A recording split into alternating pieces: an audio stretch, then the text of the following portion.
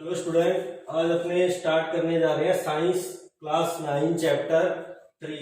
तो चैप्टर जो 3 है स्टूडेंट, क्या है चैप्टर 3 हमारे पास? Atom and molecule. तो अपने आज पढ़ेंगे एटम एंड मॉलिक्यूल के बारे में स्टूडेंट। तो एटम और मॉलिक्यूल के बारे में जानने से पहले अपने कुछ लॉ की बात करते हैं स्टूडेंट।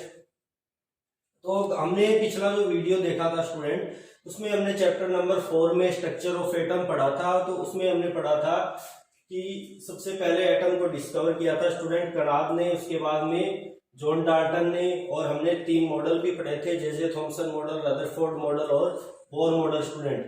तो उसका कुछ जे थॉमसन मॉडल से पहले कुछ साइंटिस्ट थे। जे थॉमसन मॉडल स्टूडेंट 18वीं सेंचुरी के आसपास आया था। उससे पहले भी कुछ साइंटिस्ट थे जिन्होंने एटम को डिस्कवर किया था स्टूडेंट। उन्होंने अपनी एक थ्योरी दी थी। तो जो साइंटिस्ट था स्टूडेंट, उसका नाम था आंत्या एल लेवोजियर। इसने 1774 और 1799 में 2 रोल डिस्कवर किए थे स्टूडेंट, 2 लॉ दिए थे स्टूडेंट। इनको अपने बोलते हैं लॉ ऑफ केमिकल कॉम्बिनेशन। तो मोस्ट इंपॉर्टेंट लॉ थे स्टूडेंट। ये क्या थे? केमिकल कॉम्बिनेशन के नियम थे स्टूडेंट ये।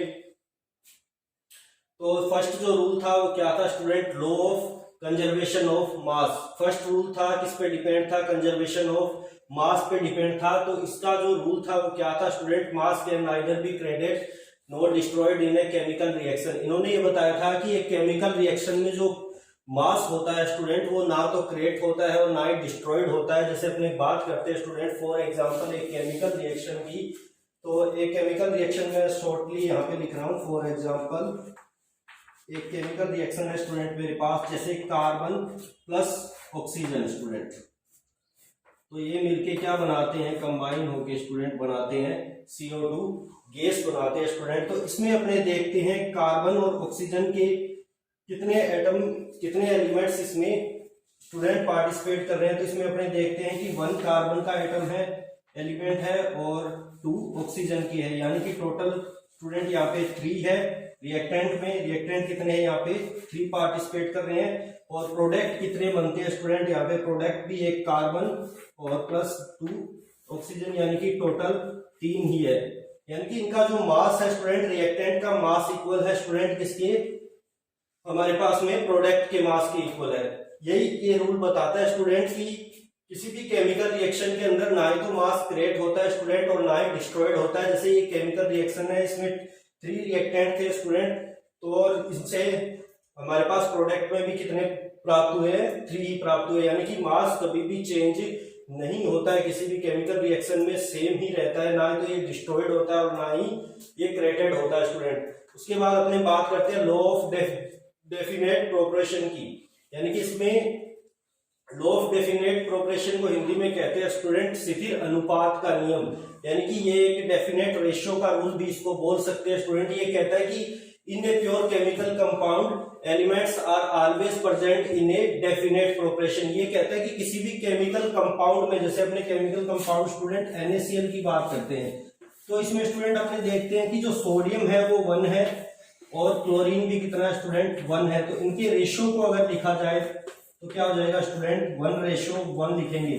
यानी कि ये डेफिनेट प्रोपोर्शन है स्टूडेंट। इसको क्या बोल सकते हैं अपने? एक डेफिनेट रेशियो बोल सकते हैं। इसी को कहते हैं student law of definite proportion का। ये कहता है कि in a pure chemical compound, जैसे एक प्योर केमिकल कंपाउंड हमने लिया है NaCl, तो NaCl में एक तो सोडियम का एलिमेंट है स्टूडेंट और एक ही क्लोरीन का। यानी कि इनका जो रेशियो है स्टूडेंट वो क्या है? डेफिनेट है।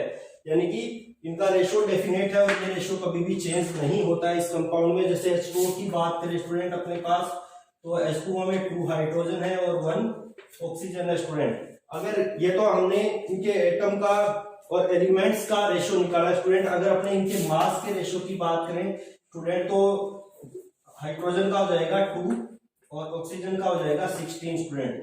तो इनका जो मास रेशियो होता है स्टूडेंट, इसको अपने 2:16 भी लिख सकते हैं और 1:8 भी लिख सकते हैं। और ये क्या होता है स्टूडेंट? डेफिनेट होता है। यानी कि वाटर के जितने भी स्टूडेंट, जितने भी मॉलिक्यूल होते हैं या जितने भी कंपाउंड होते हैं स्टूडेंट, उनमें क्या रहता है? ये रेशियो सेम रहता है। NaCl में भी ये रेशियो सेम रहता है। यानी कि किसी भी प्योर केमिकल कंपाउंड में एलिमेंट्स का जो रेशियो होता है स्टूडेंट वो क्या रहता है?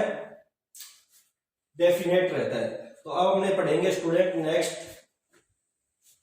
तो स्टूडेंट अब जो अपनी बात करेंगे जॉन डॉल्टन की, तो जॉन डॉल्टन ने स्टूडेंट एटॉमिक थ्योरी को लॉन्च किया था। स्टूडेंट कब किया था? 1808 में। तो जॉन डॉल्टन ने अपनी एटॉमिक थ्योरी में क्या लिखा था स्टूडेंट, एटम के बारे में क्या डिस्कवर किया था स्टूडेंट उन्होंने।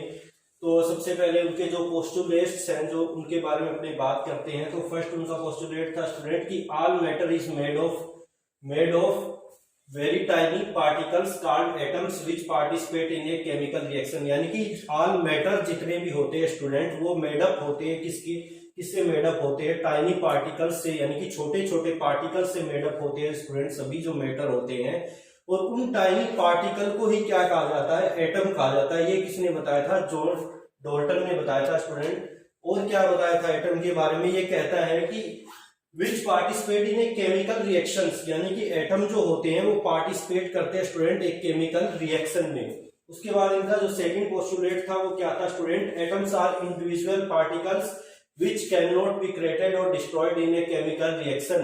ये स्टूडेंट हमने created and destroyed वाला स्टूडेंट हमने पढ़ा था कंजर्वेशन ऑफ मास में भी पढ़ चुके स्टूडेंट इस बात को जॉन डॉल्टन ने फिर से अपने पोस्टुलेट में लिखा था कि एटम आर इंडिविजुअल, यानी कि एटम बहुत सूक्ष्म होते हैं जो दिखाई नहीं देते, which cannot be destroyed created और destroyed in a chemical reaction, यानी कि एटम्स को ना ही तो किसी केमिकल रिएक्शन में अपने स्टूडेंट क्रिएट कर सकते हैं और ना ही डिस्ट्रॉयड कर सकते हैं, ना ही तो अपने किसी केमिकल रिएक्शन में किसी एटम को उत्पन्न कर सकते हैं और ना ही किसी केमिकल रिएक्शन में एटम को अपने नष्ट कर सकते हैं स्टूडेंट। उसके बाद जो थर्ड इसका पोस्टुलेट था वो क्या था? Atom of a given element are identical in mass and chemical properties, यानी कि एक गिवन एलिमेंट्स, कोई भी एलिमेंट स्टूडेंट उस एलिमेंट्स की अंदर टोटल जो मास होता है स्टूडेंट और उसकी केमिकल जो प्रॉपर्टी होती है उसको शो करता है स्टूडेंट एक एटम, एक एलिमेंट के मास को और केमिकल प्रॉपर्टी को शो करता है एटम। ये इसने थर्ड पोस्टुलेट में कहा था। और जो फोर्थ इसका पोस्टुलेट था वो क्या था स्टूडेंट कि atom of different elements have different mass and chemical properties, यानी कि डिफरेंट एलिमेंट के जो एटम्स होते हैं स्टूडेंट वो डिफरेंट ही होते हैं और उनके मास भी डिफरेंट होते हैं और उनके जो केमिकल प्रॉपर्टीज भी है वो भी क्या होती है स्टूडेंट? डिफरेंट होती है। जैसे अपनी बात करें कि हाइड्रोजन है, तो हाइड्रोजन का जो एलिमेंट है स्टूडेंट, हाइड्रोजन एलिमेंट का जो एटम होगा वो हाइड्रोजन का ही होगा स्टूडेंट, यानी कि उसको भी H से ही लिखेंगे और हाइड्रोजन के एलिमेंट को भी H से ही लिखते हैं स्टूडेंट। और इसका जो हमारे पास जो एटम होगा उसको भी H से ही लिखेंगे, यानी कि हाइड्रोजन के एलिमेंट की प्रॉपर्टी को शो करेगा स्टूडेंट। यानी कि डिफरेंट जो एलिमेंट्स होते हैं स्टूडेंट, डिफरेंट एलिमेंट्स है different mass and a chemical properties, यानी कि एटम जो होते हैं डिफरेंट एलिमेंट के वो डिफरेंट प्रॉपर्टी को ही, केमिकल प्रॉपर्टीज को ही शो करते हैं स्टूडेंट। जो इसका फिफ्थ जो पोस्टुलेट था वो क्या था स्टूडेंट? जैसे atom combine in the ratio of a small whole numbers to form compounds, यानी कि एटम्स क्या करते हैं? स्मॉल होल नंबर के रेशो में क्या होते हैं स्टूडेंट? कंबाइन होते हैं और क्या बनाते हैं? कंपाउंड बनाते हैं स्टूडेंट। जैसे H2O, NaCl ये कंपाउंड है स्टूडेंट। तो इनको ये जैसे ही बनते हैं स्टूडेंट, कैसे बनते हैं स्टूडेंट? ये जैसे इसमें 2 हाइड्रोजन के एटम और 1 क्या है? ऑक्सीजन का एटम, ये कंबाइन होते हैं। ये जो 2 और 1 लिखा है ये होल नंबर है स्टूडेंट, यानी कि स्मॉल होल नंबर के रेशो में कंबाइन होते हैं एटम्स, तो क्या बनते हैं स्टूडेंट? कंपाउंड्स बनते हैं। तो क्या बनते हैं? कंपाउंड्स बनते हैं। जैसे एक सोडियम का एटम और एक क्लोरीन का एटम मिलके 1:1 में कंबाइन हुए स्टूडेंट और क्या बना दिया? एक NaCl का कंपाउंड बना दिया। ऐसे ही HNO3 की बात करें स्टूडेंट,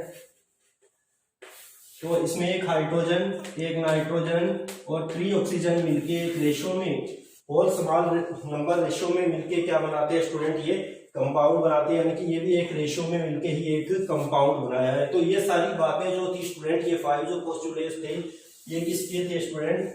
जॉन डॉल्टन ने दिए थे एटॉमिक थ्योरी में।